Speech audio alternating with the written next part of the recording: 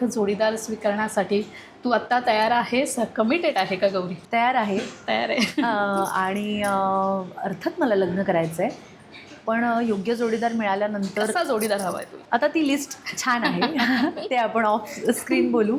पण बेसिक म्हणजे जे मी म्हटलं ना, की प्रामाणिक हवा आणि कर्तृत्ववान मुलगा. मी माझ्या घरात जे पुरुष बघितलेत ते स्वकर्तृत्वाने मोठे झालेले मी बघितलेले आहेत.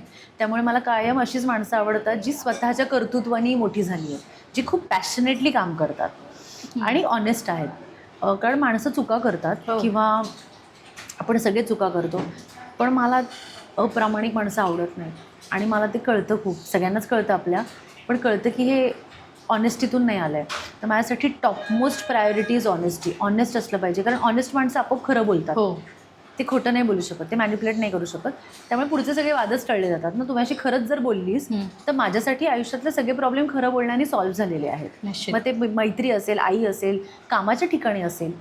मी कधीच कोणाला खोटी कारणं दिली नाहीत आजपर्यंत कुठलाही सिनेमा नाकारण्यासाठी. मी कायम खरं बोलले आहे की मला एकतर हे नाही होतं आहे, मला आवडत नाही आहे, जे काही कारणं असतील. त्यामुळे तो ऑनेस्ट असेल तर तो खरा असेल आणि मग खरा असेल तर आमचं पटेल असं मला वाटतं. बाकी पैसा वगैरे ते सगळे ठीक आहे, ते होत राहतं.